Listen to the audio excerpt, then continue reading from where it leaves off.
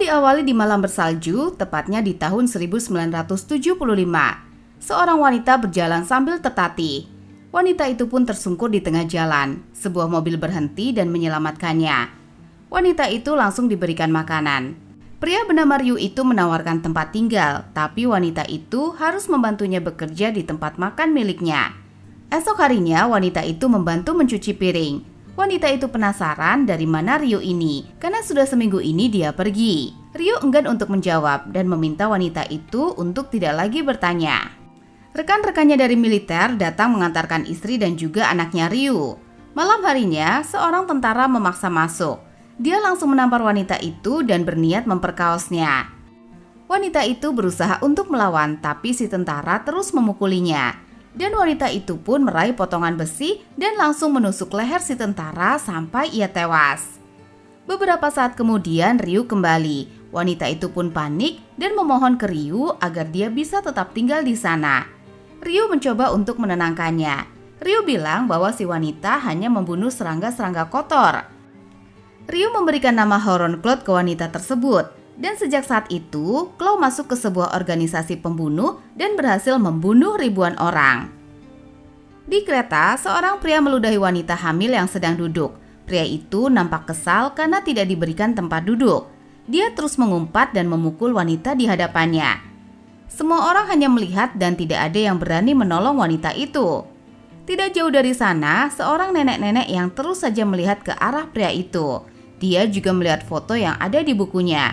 Saat akan turun, nenek-nenek itu mengambil tusuk kondenya. Tusuk konde itu memiliki jarum berisi racun di ujungnya. Saat waktunya tepat, si nenek menusuk pria itu perlahan sampai pria itu tidak menyadarinya. Saat semua orang keluar, pria itu terjatuh dan tewas. Si nenek langsung buru-buru pergi ke kamar mandi dan menghilangkan sisa racunnya. Tapi saat akan keluar, kepalanya terasa sangat pusing. Di tempat yang berbeda, seorang wanita memohon ke seorang pria bernama Son, lalu pergi ke organisasi pembunuh di mana dia mendapatkan klien untuk membunuh suaminya yang tukang selingkuh. Temannya memperingatkan Son, jika hal itu sampai diketahui ketua, maka Son dalam bahaya. Di tempat berbeda, si nenek kembali ke rumahnya. Si nenek itu adalah Claw. Claw lalu menulis laporan pembunuhannya, tapi tangannya terus saja gemetar. Singkat cerita, Son terlihat mengikutinya. Setelah beberapa belokan, Son kehilangan jejaknya. Tapi tiba-tiba sebuah forklift menghantam mobilnya. Sebelum benar-benar akan mendorong mobil itu ke jurang, Son menunjukkan kartu namanya dan meminta Bull mendengarkannya terlebih dahulu. Keesokan harinya, Claw terlihat berlari menuju ke sebuah tempat. Sebelum masuk ke sebuah gedung, dia melihat seorang wanita parubaya yang berusaha diusir dari sana. Claw hanya melihat dan berlalu pergi. Claw lalu masuk ke kantor organisasi pembunuh. Di sana juga terlihat Son dan juga Bull. Claw memberikan laporan miliknya ke seorang wanita yang merupakan sekretaris di organisasi itu. Sebut saja Kim. Kim mengeluh karena hanya Claude yang masih menggunakan cara lama ini. Harusnya dia bisa melapor dengan hanya mengirimkan pesan. Claw lalu melihat berkas laporan lain. Dia bertanya apakah itu berkas wanita di pintu masuk tadi. Dia ini menjelaskan bahwa ibu itu bernama Nyonya Hong, di mana pacar anaknya ini ditipu para pengguna narkoboy dan berakhir tewas. Karena hal itu, anaknya ini menemui mereka, tapi dia dipukuli sampai koma. Karena banyaknya pertimbangan, ketua tim Son menolak kasus ini. Sementara Son mencoba bernegosiasi dengan Bull. Daripada membunuh tanpa tujuan pasti, akan lebih baik Bull bergabung dengan organisasinya untuk memberantas para hama-hama. Tujuan mereka juga baik. Dengan hilangnya hama-hama ini, maka banyak orang yang hidupnya tertolong. Bull menolak, Son memintanya untuk memikirkan hal ini. Bull tentu marah dan berniat menyerang Son, tapi niat itu dia urungkan karena tusuk konde milik Claw sudah diacungkan ke kepalanya Bull. Son meminta Claw untuk melepaskan Bull. Sebelum pergi, Claw meminta Son untuk lebih selektif lagi merekrut anggota. Claw lalu pergi ke dokter yang disarankan organisasi. Dokter itu menjelaskan tentang penyakitnya Claw dan memintanya untuk pensiun sebagai pembunuh. Tapi Claw menolak karena membunuh para hama-hama ini adalah hidupnya. Di tempat berbeda, seorang wanita marah ke seorang kakek. Ternyata wanita ini adalah pengasuh para lansia. Tapi semua itu cuma kedok agar dia bisa merampok mereka. Singkat cerita, di tempat berbeda, Bull bisa dengan mudah membunuh targetnya. Di waktu yang sama, Son dan juga Kim kebingungan. Claw bilang dia sendiri yang akan membereskan semuanya. Bull lalu datang sambil membawakan jari dari targetnya. Di tempat berbeda, Claw menemui pria yang kemarin. Claw menanyakan kenapa pria itu gagal melakukan tugasnya. Pria itu menjelaskan bahwa dia melihat siswi yang mirip dengan anaknya. Hal itu membuatnya jadi kacau. Claw mengingatkan kembali bahwa anak pria itu sudah tewas 10 tahun yang lalu. Claw membuka resleting bajunya dan pria itu langsung menyerang Claw dan kabur. Claw mengejar pria itu. Tiba-tiba dari depan ada sebuah motor yang hampir menabraknya. Hal itu membuat Claw harus berputar. Cuma Claw lebih cerdas. Dia mengejar pria itu dan mematikan lampu mobilnya. Saat pria itu lengah, Claw langsung menabraknya. Mobil itu pun terbalik. Pria itu bersimbah darah dan tidak bergerak. Claw mencoba mengangkatnya, tapi pria itu hanya berpura-pura dan langsung menyerang Claw. Claw langsung bangkit, pria itu mengambil kapaknya. Mereka berdua bertarung. Claw bilang bahwa dia hanya mengikuti aturan organisasi. Singkat cerita, kembali ke masa sekarang. Claw tersadar dan dia langsung meraih botol dan menyerang dokter yang membantunya. Dokter itu menjelaskan bahwa tadi dia mendengar suara tabrakan, jadi dia langsung membantu Claw. Dokter itu meminta Claw untuk tenang. Melihat si dokter, Claw teringat akan Ryu. Esok harinya, Claw menemui Son. Dia mempertanyakan kenapa Son mengirimkan orang untuk membantunya. Claw seolah paham kalau Son mulai meragukan kemampuannya Claw karena usianya. Claw juga mempertanyakan organisasi yang sekarang merekrut sembarangan orang untuk melakukan tugas ini. Padahal bagi Claw ini adalah tugas suci untuk membasmi para hama di dunia ini. Apalagi beberapa hari yang lalu, Son menolak permintaan Nyonya Hong. Son menolak karena yang akan mereka hadapi adalah mafia tingkat nasional. Dia tidak mau rekan-rekannya terbunuh hanya karena satu permintaan ini. Mereka sampai berdebat. Claw langsung pergi dari sana. Di jalan, Bull menghentikannya. Bull melihat di malam itu ada seorang saksi yang dibiarkan hidup oleh Claw. Saksi yang dimaksud adalah dokter yang membantu Claw tadi malam. Jika sampai organisasi tahu akan hal ini, Claw akan bernasib sama dengan pria yang dibunuh semalam. Claw meminta Bull untuk tidak macam-macam dengannya. Bull ini ingat saat kemarin Claw mengancamnya. Hal itu seolah mengingatkan Bull akan sesuatu. Bull pun menerobos masuk ke ruang berkas organisasi. Bull berusaha mencari sesuatu. Bull lalu menemukan targetnya Claw di tahun 1998, di mana target itu punya seorang anak laki-laki. Ketika anaknya ini pulang, dia melihat ayahnya yang sudah tewas. Anak itu pun dimasukkan ke rumah sakit, dan anak yang dimaksud adalah Bull sendiri. Esok harinya seperti biasa, Claw melatih fisiknya sendiri. Tapi tiba-tiba dia merasakan rasa sakit di dadanya. Siangnya, Claw membuntuti dokter yang membantunya kemarin, di mana si dokter ternyata punya seorang anak perempuan. Si dokter juga terlihat menuntut keadilan di sebuah rumah sakit. Claw lalu menemui anak si dokter. Ibu si dokter menyambutnya saat itu. Ibunya si dokter ini menjelaskan bahwa ibu dari cucunya ini sudah meninggal 5 tahun yang lalu setelah menjalankan operasi di rumah sakit. Sejak saat itu, menantunya mencoba mencari keadilan. Claw mulai sedikit bimbang apakah dia harus membunuh si dokter dan tetap mengikuti aturan organisasi dengan tidak memperbolehkan saksi tetap hidup. Claw lalu buru-buru untuk pergi. Si dokter melihatnya dan coba untuk mengikuti Claw. Claw bersiap dengan senjatanya. Si dokter mendekat dan bilang bahwa keluarganya tidak ada hubungannya dengan semua ini. Claw lalu bertanya kenapa si dokter mau untuk membantunya dan tidak melaporkan hal ini ke polisi. Padahal dia tahu apa yang Claw bawa saat itu. Si dokter ini yakin Claw orang baik. Buktinya Claw mau merawat anjing tua yang terlantar itu. Si dokter itu pamit dan Claw tidak jadi membunuhnya. Ternyata selama ini Bull mengikuti Claw. Dia menyayangkan keputusan yang diambil oleh Claw. Bull lalu menemui Son, di mana Son ini sebenarnya ingin pindah dari tempat lama ini. Karena tempat ini sudah berusia 40 tahun.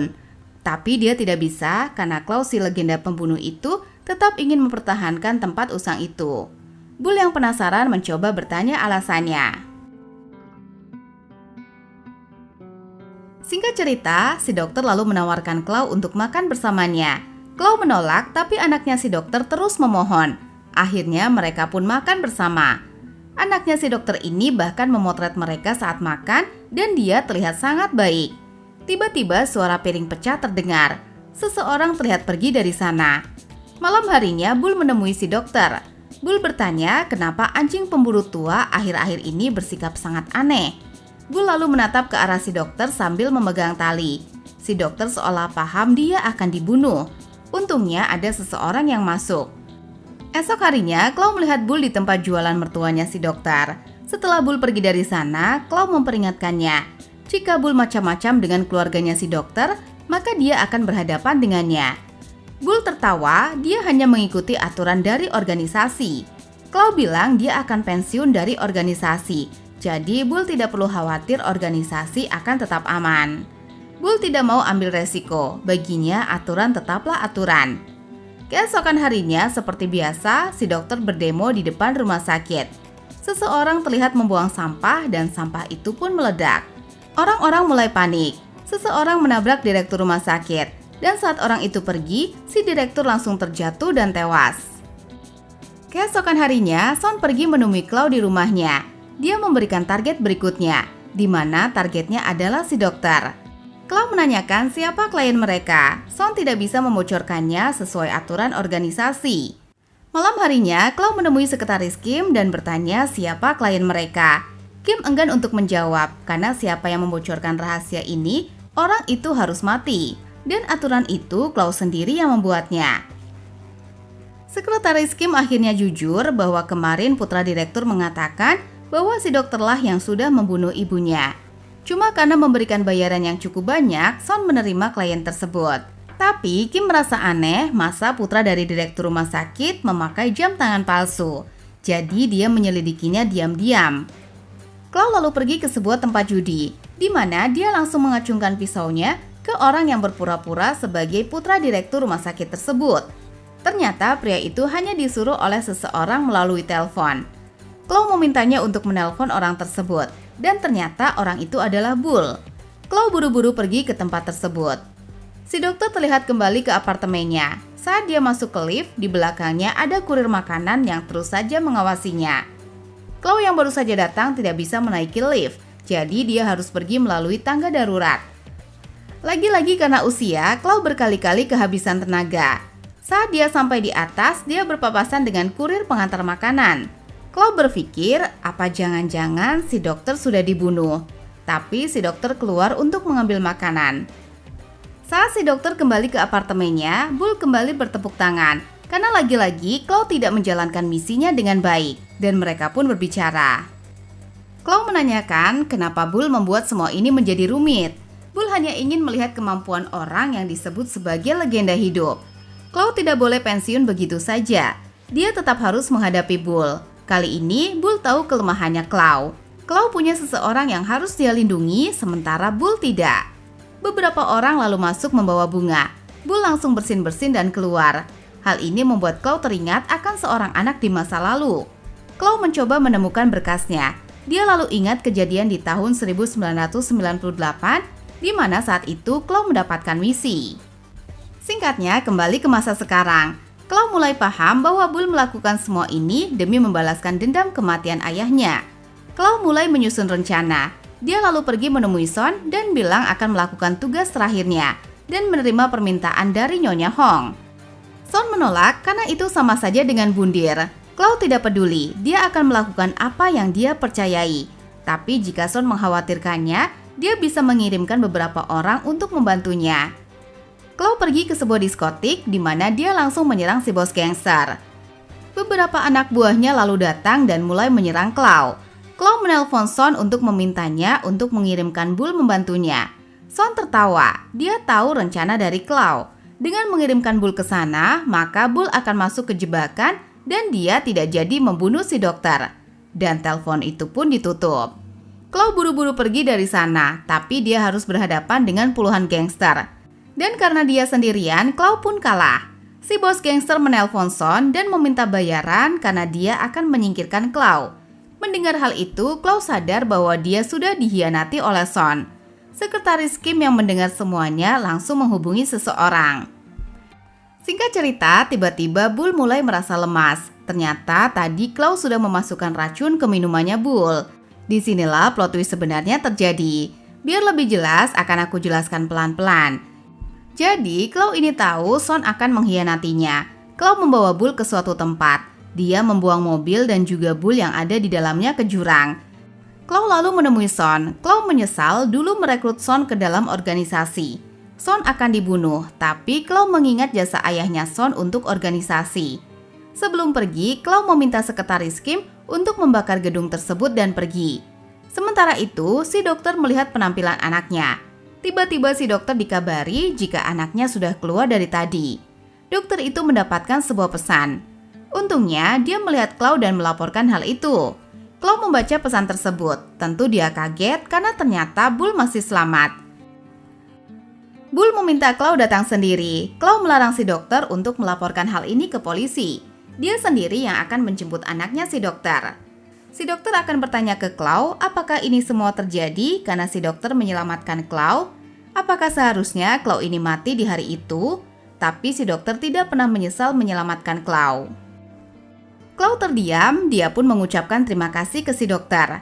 Claw lalu mempersiapkan senjata-senjata miliknya. Dia juga mengasah pisaunya. Tangannya gemetar, tapi Claw mencoba untuk kuat. Esok harinya, Claw pergi ke tempat yang dimaksud. Sebuah mobil lalu masuk ke gedung yang terbengkalai. Beberapa orang dari organisasi menembakinya, tapi yang ada di dalam bukanlah Claw. Claw berada di sisi lain gedung dan sedang memanjat. Claw boleh ditembaki, tapi dia perlahan bisa membunuh mereka satu persatu. Puluhan orang-orang dari organisasi mulai menyusuri gedung tersebut. Claw berpikir dia mengambil tali dan menjatuhkan dirinya. Claw berputar sambil menembaki mereka satu persatu. Tidak ada satupun peluru yang meleset. Claw benar-benar seorang legenda. Claw dikepung dari kedua sisi, tapi dia juga bisa dengan mudah menghadapi mereka. Setelah membantai mereka semua, Claw melihat Bull dari kejauhan. Dia mencoba mendekat dan suara tangisan anak kecil terdengar. Claw lalu melihat sebuah karung. Claw lalu ditembaki. Bull bilang bahwa Claw melanggar aturan yang dia buat sendiri. Bull langsung melempar karung itu ke arah Claw. Satu orang dari organisasi menodongkan senjatanya ke Claw. Dia marah karena rekan-rekannya malah dijadikan tameng hidup oleh Bull. Kesempatan itu digunakan Claw untuk menembaknya. Bull membanting Claw. Claw mengarahkan senjatanya ke Bull.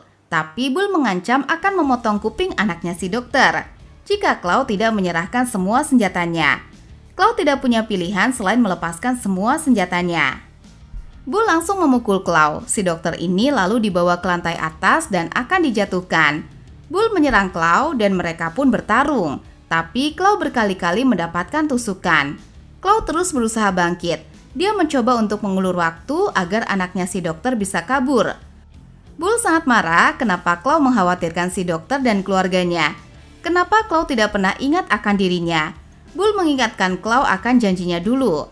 Claw tidak ingat apapun. Dia terus berusaha untuk menyerang Bull. Mereka berdua menyiapkan pisau dan saling menyerang. Claw berhasil menusuk tepat di jantungnya Bull. Di saat sekaratnya, Bull menangis. Dia mengingatkan Claw akan kejadian 25 tahun yang lalu. Disinilah plot tidak terduga terjadi. Dulu, Bull ini sering dipukuli oleh ayahnya. Ayahnya ini sangat jahat ke Bull. Dan Claw lah yang saat itu berani untuk membela Bull. Bull mulai merasa disayangi. Bull menganggap Claw sebagai ibunya sendiri. Saat itu Bull kembali pulang ke rumah dan memutuskan untuk bolos sekolah agar bisa menghabiskan waktu bersama Claw. Tapi dia malah melihat ayahnya yang dibunuh. Bull seolah tidak peduli. Dia ingin ikut bersama Claw. Tapi Claw bilang bahwa Bull boleh ikut bersamanya jika dia sudah dewasa nanti. Itulah alasan Bull selama ini jadi seorang pembunuh. Selama 25 tahun ini, dia mencari Claw bukan untuk membalaskan dendamnya, tapi dia ingin berada di sebelah orang yang pernah baik terhadapnya. Entah di saat itu Claw hanya berpura-pura atau memang baik kepadanya, tapi hari-hari itu adalah hari-hari terbaik dalam hidupnya Bull. Claw yang mendengar hal itu pun teringat akan janjinya. Claw memeluk Bull. Dia meminta maaf karena tidak segera mengingat semuanya. Harusnya Bull mengatakannya sejak awal. Bull bilang dia takut jika Claw lupa akan semuanya. Claw lalu pergi ke sebuah gereja di mana ternyata dia masih melanjutkan tugas organisasi. Claw mendapatkan tugas untuk membunuh pendeta di gereja tersebut. Dan film pun selesai.